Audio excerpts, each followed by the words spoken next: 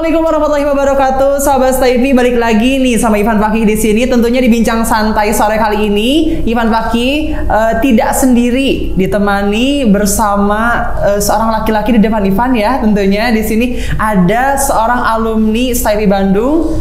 Dan sekarang sudah duduk di kursi DPR RI. Wah, keren banget nih. Halo Pak Hairudin, sehat Pak? Alhamdulillah. Saya Kang Ipan. Ya, alhamdulillah. Samulihna saya. Alhamdulillah saya Pak. Ya, selamat datang nih Pak di Lab Stay Bandung Pak ya. Sami-sami. Ya, kita akan berbincang di sini mengulik kisah unik dari Pak Hairudin ini ya, yang alumni STAI Persis Bandung sekarang bisa jadi anggota DPR RI. Oke, kita tanya dulu nih Pak, Bapak dulu tuh prodi apa sih di STAIP itu? Kita dulu Komunikasi Penyiaran Islam. Komunikasi Penyiaran Islam, berarti sama dong sama Ipan ya Pak ya? Sama dengan Ipan. KPI STAIP Bandung nih, teman-teman KPI ini kakak kita semuanya, ada yang bisa duduk di DPR RI, ada yang mau meneruskan, harus dong tentunya ya, harus ada yang meneruskan, bahkan mungkin bisa lebih Pak ya, lebih atau seenggaknya sama dengan Bapak lah gitu ya, di DPR RI harus ada nih teman-teman KPI ya tentunya ya. Nah, alumni angkatan Bapak sih Pak? Kita ini angkatan 95. 95, angkatan 95 berarti sudah kita 99. 99 berarti 99 Bapak lulus, Ipan baru lahir.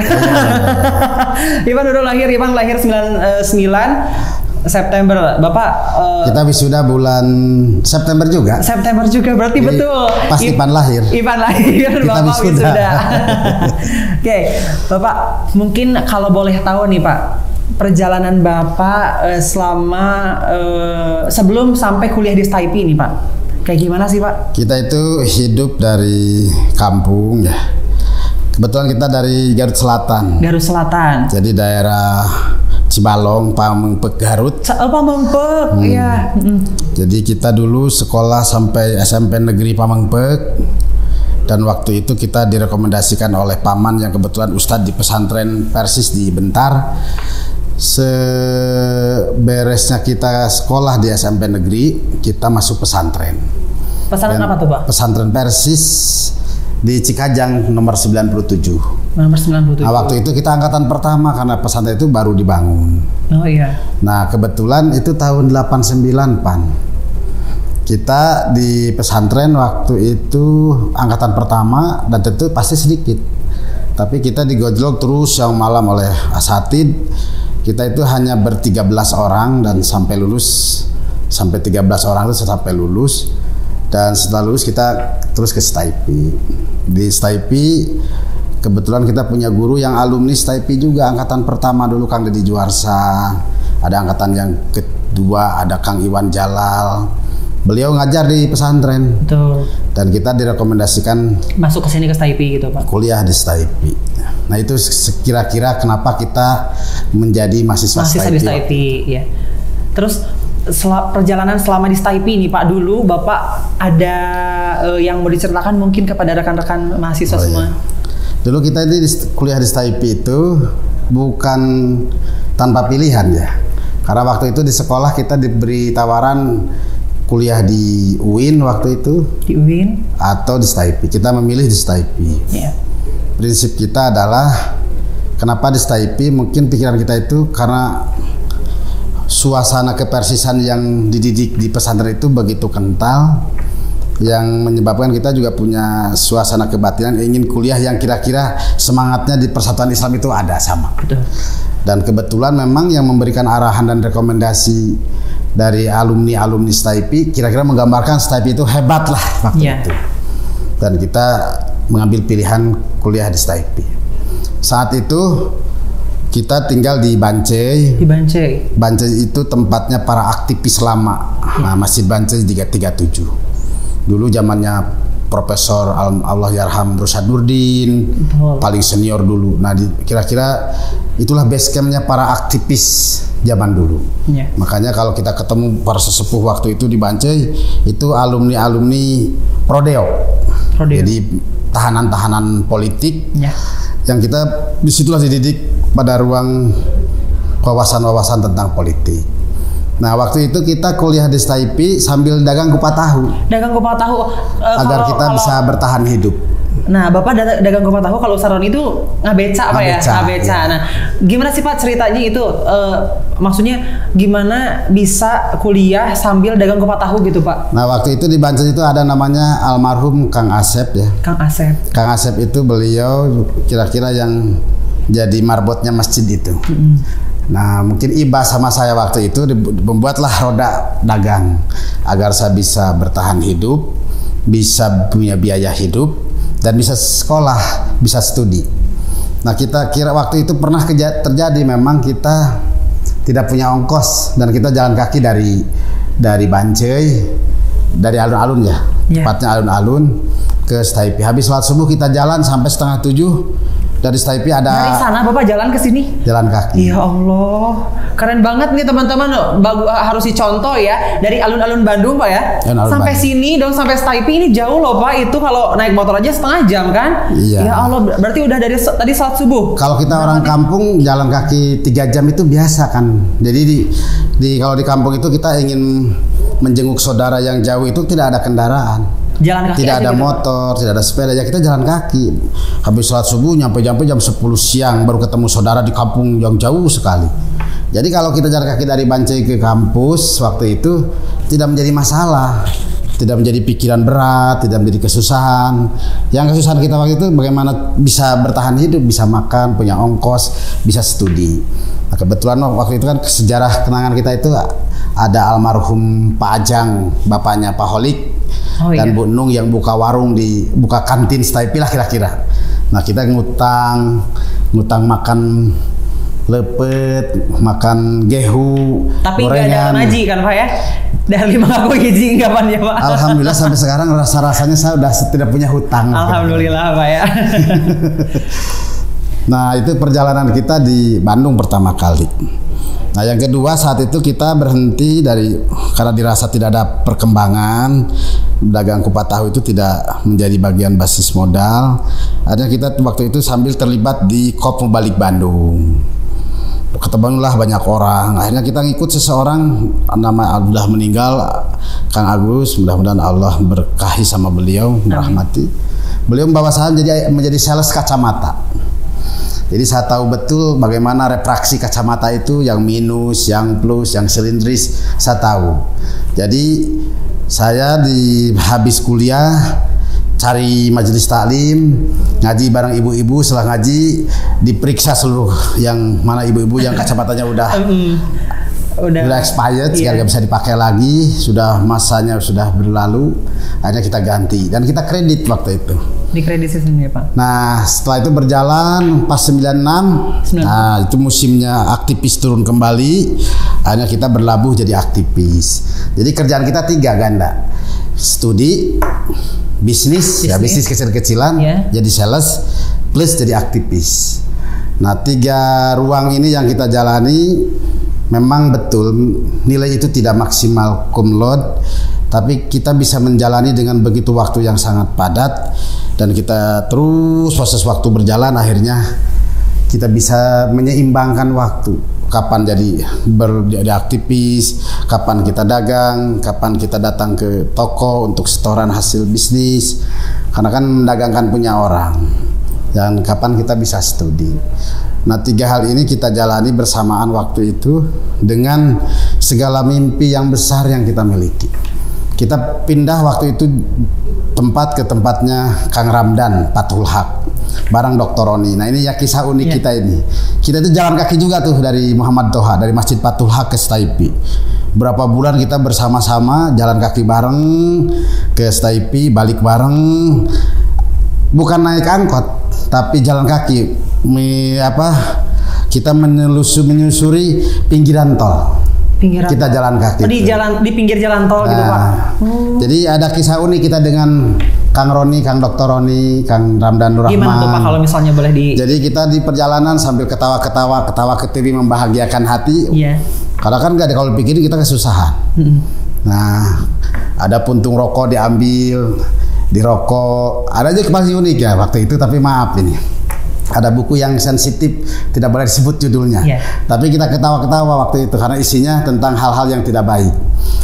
Dr. Roni baca begini sambil jalan, tak aku ambil, aku lempar ke tengah tol, datang bis ditabrak bis, pecahlah buku itu berserakan tuh. Pak Dokter Roni waktu itu belum dokter, masih mahasiswa, bareng kita dikumpulin lagi sambil kita ketawa-ketawa tuh, jalan kaki berbulan-bulan kita jalani. Dan kita tahu Kang Roni sudah jadi dokter, kita dokternya belum selesai.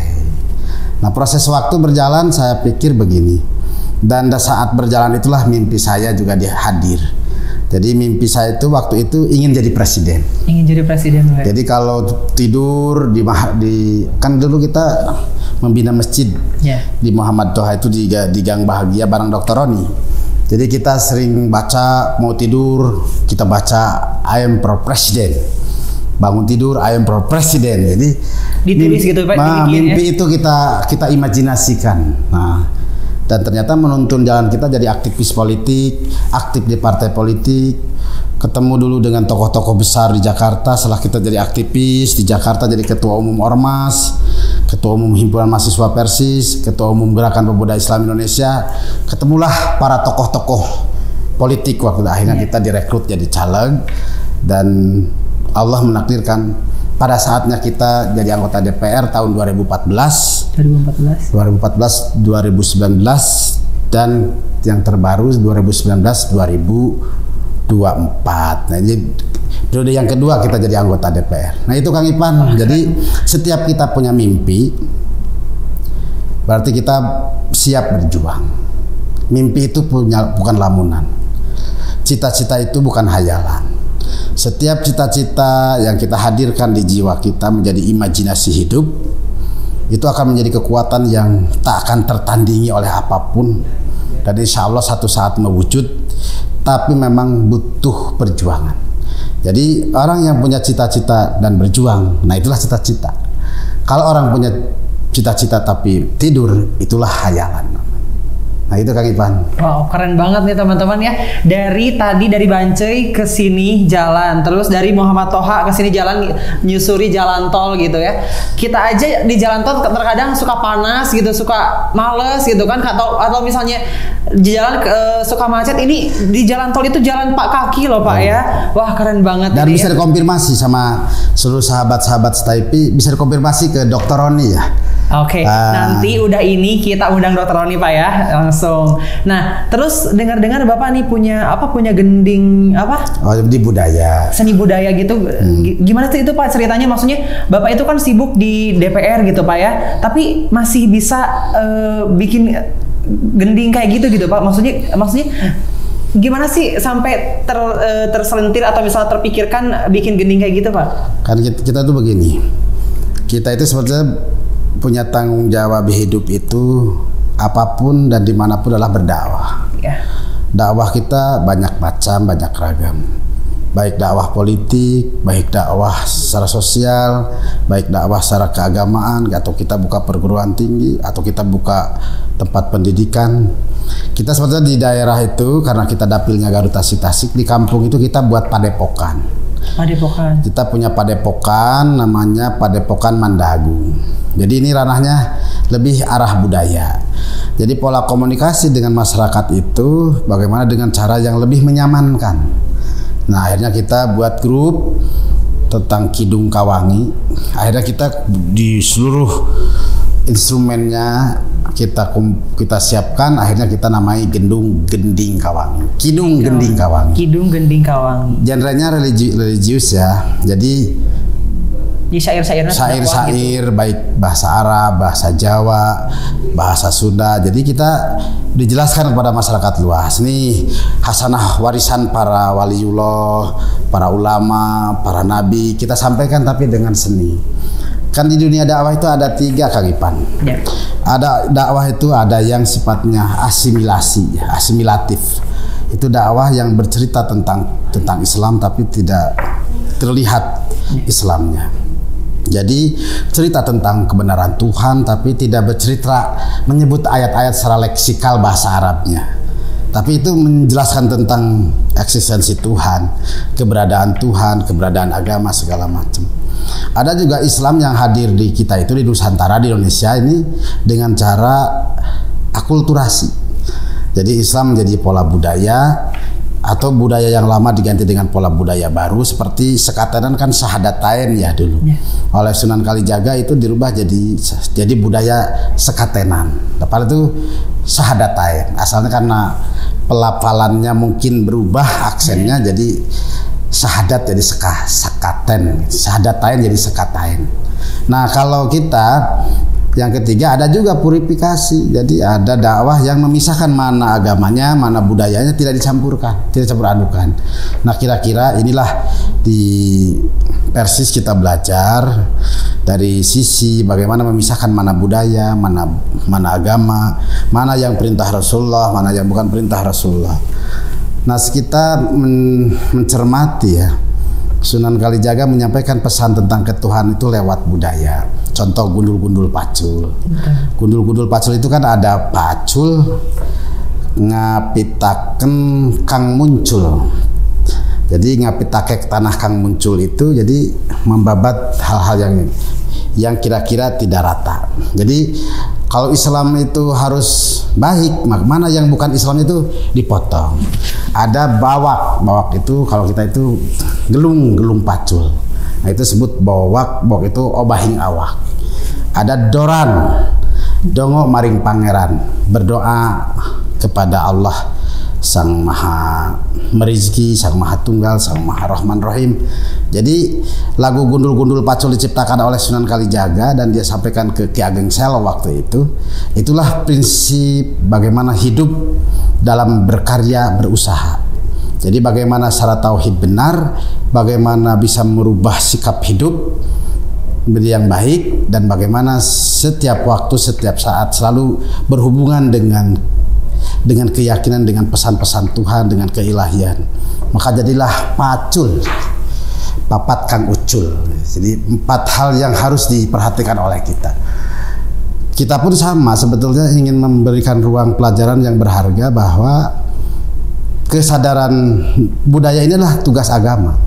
Maka kita buatlah Gending Kawangi untuk menyampaikan pesan-pesan Islam dengan cara budaya, dengan cara seni. Jadi kan lebih menyamankan, lebih dia menerima dengan sukacita. Nah, kira-kira itu yang kita jalani dalam bahasa Kidung Gending Kawangi. Kidung itu sebetulnya rumpaka kalau bahasa Sunda itu. Kalau bahasa kita liriknya itu adalah bagaimana yang memuat tentang pesan-pesan ketuhanan, kemanusiaan, keadilan. Ada juga memang kidung itu juga yang memang bagaimana kesukacitaan masyarakat terhadap seni. Nah, kita buat itu bukan hanya Kidung Gending Kawangi, Padepokan kita bangun itu termasuk pencak silat. Pencak silat juga ada, Pak. Kan beberapa yang anak yang sudah pasang giri tingkat nasional sudah menang medali emas segala macam, kita dorong.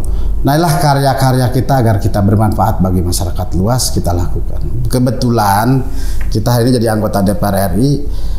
Memang dimensinya kalau urusan waktu itu padat, tapi kita memanage waktu, membagi tugas dengan orang-orang yang bisa kira-kira ini ditekuni betul dan sampai karya-karya yang baik dalam kehidupan kita.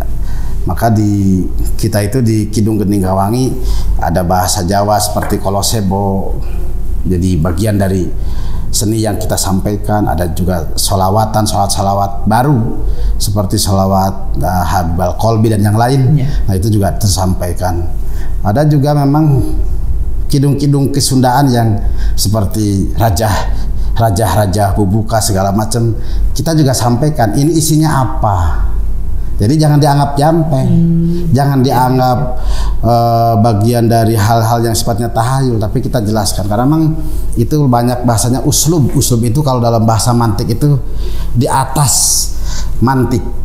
Jadi kita jelaskan ini isinya tentang bagaimana manusia bertuhan, bagaimana dengan kehidupan sehari-hari baik. Nah, kira-kira pesan seni kita itu di situ, Kidung Gending Kawangi itu.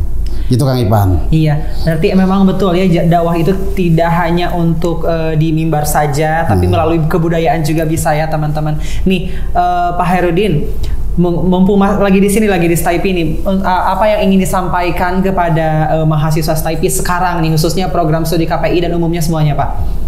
Tentu kan gini, peradaban itu hanya bisa dibangun oleh pertama ilmu pengetahuan, 2 kekuasaan. Kekuasaan tanpa ilmu pengetahuan dia akan lalim. Tanpa agama dia akan lalim. Pun kalau keilmuan tanpa kekuasaan rapuh, dia itu di menara gading. Jadi tidak membumi. Makanya kalau ada Islam peradaban Madinah, dia Islam berkuasa, ya Islam menorehkan sebuah perilaku peradaban, perilaku hidup, habit, budaya masyarakat yang terbangun mengarah pada yang baik. Ada budaya, ada peradaban Baghdad, ada peradaban Andalus. Nah itu dulu sejarah-sejarah yang pernah ada di kita. Nah kalau di teman-teman di STIP begini. Jadi studi itu dimanapun, studi itu apapun jurusannya, tapi yang penting kita adalah expert. Kita harus serius pada ilmu pengetahuan sampai kita secara personal, secara pribadi to be expert. Harus menjadi ahli. Bidang yang kita geluti yang ahli itu apa? Karena kalau kita punya keahlian, maka hidup itu ada improvisasinya. Nah, betul contoh saya ini kuliah di komunikasi penyiaran Islam. Seharusnya mungkin kata orang jadi mubalik, jadi dai yang tanda petik di mimbar. Tapi tidak seperti itu hidup itu. Bekal kita ilmu komunikasi penyiaran Islam itu bisa menjadi landasan hidup, mengembangkan di bidang apapun. Mungkin kalau saya mengembangkan di bidang politik praktis. Nah teman-teman di STIP, apapun studinya, apapun jurusannya, geluti secara maksimal sampai kita menjadi to be expert. Karena itulah prasyarat kita sukses. Yang kedua, kalau kita ingin sukses, kita memulai hidup dengan cara membangun jaringan perkawanan. Karena sukses dan tidaknya kita tergantung kemampuan kita membangun ruang kebersamaan, ruang komunitas, ruang jaringan hidup, ruang jamaah. Nah, itu yang harus kita bangun. Karena tidak ada orang sukses sendirian, tapi orang sukses itu dengan kebersamaan, dengan banyak orang. Nah, ruang yang kita miliki, maka terakhir adalah kita expert, kita banyak jaringan, dan kita berkarya. Nah, itulah akan menjadi insya Allah menjadi. Prosesnya kita terus menjadi pada apapun yang kita inginkan. Makanya kalau kita punya kemampuan dan kita punya keinginan, silahkan kuliahnya KPI, tafsir hadis, PAI atau apapun. Tapi dalam bahasa para filosof itu begini, jika Anda punya impian, lakukan sekarang juga. Sesungguhnya di dalam keberanian itu terkandung kekuatan, kejeniusan, dan keajaiban. Jadi hidup besok unpredictable. Tapi kalau hari ini kita bisa berpikir, besok saya harus jadi ini, besok saya harus jadi ini, itulah yang akan menuntun jiwa kita menapaki tahapan-tahapan pada mimpi yang ingin kita wujudkan. Nah kira-kira mau kuliah di UI silahkan, kuliah di STIP silahkan. Yang bermakna itu bukan kuliah di mana. Yang bermakna itu adalah akan menjadi bekal itu adalah pada saat kita menjadi pribadi yang kuliah di KPI, berKPI-lah dengan baik dan berkaryalah dengan baik dan selalu bangun jaringan orang. Insya Allah kita sukses, insya Allah kita menjadi. Nah disitulah ada tanggung jawab moral kita menyelesaikan studi, ada tanggung jawab moral kita membangun jaringan, ada tanggung jawab moral kita terhadap ilmu yang kita pegang untuk berkarya. Nah kalau kita memiliki kualitas itu, karakter itu, insya Allah dimanapun kita tumbuh dan menjadi. Itu Kang Ipan. Wow, keren banget tuh ya teman-teman. Makanya semangat dimanapun kita ada, di situ kita harus menjunjung langit setinggi-tingginya Pak ya. Seperti itu. Terima kasih teman-teman yang sudah nonton sampai detik ini. Saya Ipan Fakih pamit undur diri. Terima kasih Bapak udah mau hadir di STIP Bandung, di Lab STIP Bandung di bincang santai kali ini. Saya Ipan Fakih pamit undur diri. Terima kasih. Assalamualaikum warahmatullahi wabarakatuh. Wassalamualaikum warahmatullahi wabarakatuh.